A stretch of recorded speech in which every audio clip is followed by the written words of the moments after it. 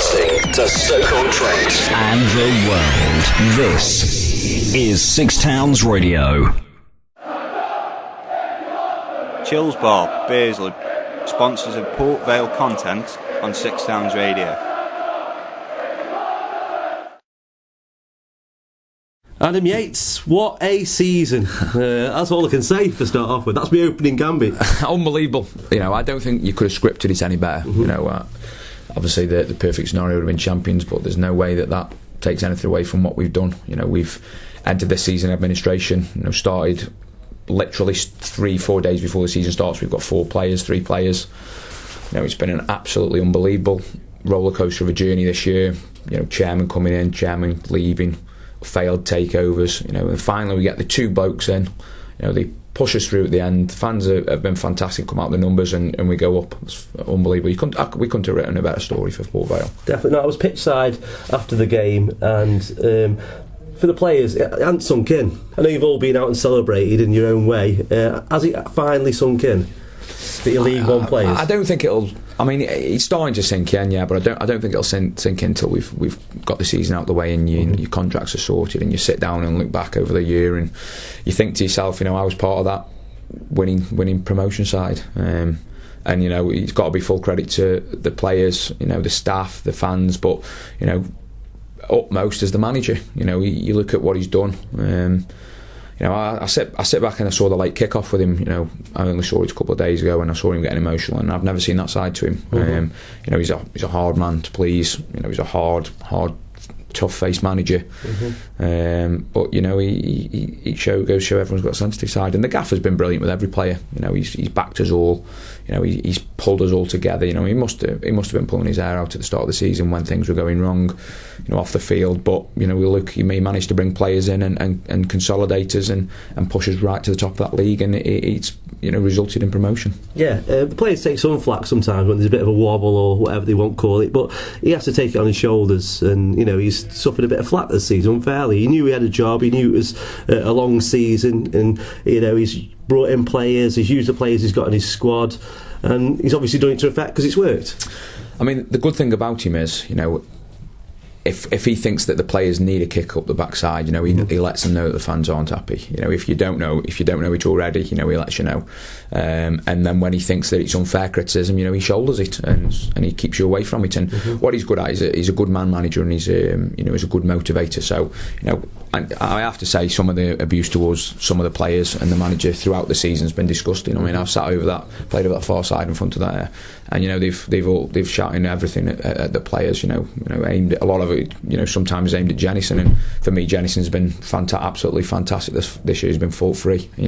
I can only say the games I've played out there behind Jennison, but I made a point of saying him to him the other day. If you get the radio interviews after the game, you want to openly say that, because it's wrong. And I remember the game at Bristol Rovers away. I mean, we didn't particularly play well that night, and it looked like we were rocking, but they were calling for his head, and I went on the radio after and voiced my opinion, and I don't agree with it. He's if Port Vale think they can get a better manager than Mickey Adams, they're in for a rude awakening, because he's proven that with no money, little money this year, he's put a promotion winning side together, and he's succeeded. And 4 promotions on your CV speaks for itself. You said about flat to the players. I think sometimes if the game's not going how they think it should, the fans, 1 or 2 people will pick up on an odd mistake or whatever, which is not really fair. You've got to watch the whole game and the whole season. And the celebrations from Saturday went on through Burton. Were you out yourself? Did you carry on? I mean, me and Tom orchestrated a few of the lads down to the Crown, and we were joined in there after an hour or so by the Smurf, which speaks volumes. There's not another club I know where players that go out with the fans after promotion, and then one of the blokes who's taken over the club to come down and join in.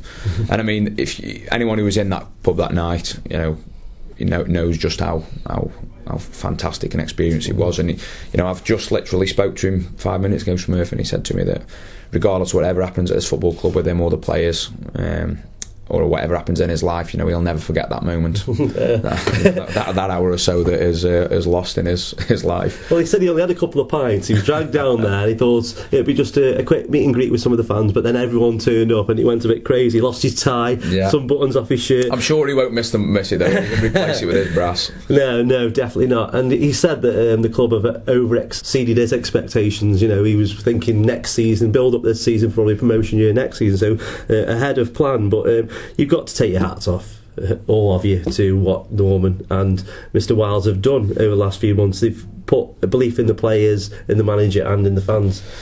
I mean, that was the biggest thing for us. You know, we knew that we were going to hit a rough patch this year. You know, as a player, I knew it. You know, the manager told us that, you know, we're going to hit a rough patch. And the pleasing thing is, when we did that rough patch, you know, the manager could bring players in. You know, you look at Tom went, you know, I think it was 10 games without a goal, and in those games other players stepped up to the plate and Lee Hughes was scoring.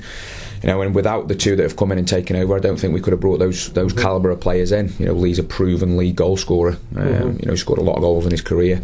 And the one thing he does is he takes chances. And you know, I don't think you can overlook anyone's involvement all year. I mean, you know, I cast my mind back to Walsall away when Sam Johnson played in goal, and you know, absolutely fantastic. You know, Sam. If anyone knows Sam Johnson, you know, he's quiet. He doesn't really say much. You know, he's a lovely lad, but to go out and perform the way he did, have the fans backing, you know, to win on penalties with him scoring the winning penalty, you just couldn't write it. You know, we had some good games. Tranmere at home, you know, we played fantastic. And the very first game of the season, Burnley at home, you know, we gave a great account of ourselves, especially second half. You know, we were right on top of them, and it just shows what the players and the fans and the club's togetherness can achieve. Well, definitely. Of course, last game of the season, Wycombe Saturday.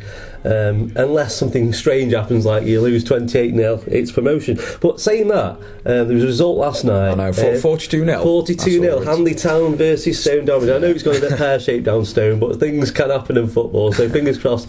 You know, you've got to put a performance in Saturday, aren't you? He's going to pick his strongest team, the team he thinks is going to get the result. Yeah, you know, I'm not saying that we're going to go down there and win 3 and 4 and 5-0, because, you know, I think Wycombe will be just as much up for the game for us as us, and I think, you know, it's fitting for a former player in Gareth Ainsworth to make, you know, I hope he makes his final appearance. You know, I think that'll be 600 league appearances, will it? Yeah. Which is, you know, fantastic achievement, and it's fitting it's against Port Vale, because you know he's held in high regard by the fans here, and you know, I certainly would like him to make his appearance against us.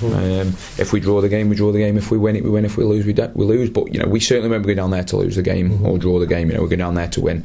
And Mickey Adams is the type of manager that, you know, won't accept a poor performance. If we're performing poorly, he'll let us know. You know, he'll let us know that people have paid money to come down there and support us, and regardless of us getting promotion, you know, we owe them a performance. I've got to say, Mickey Adams has got the best out of the press this year. He won't take any grief off us. You know what I mean? He wants a good performance from us, good questions and everything. I know. I dread to think some of the things that have come back from him if you put him on the wrong side. But he's brilliant. You know, the good thing about him is he's honest. So that's all you can ask, honesty. Thank you very much, Ad. Top man.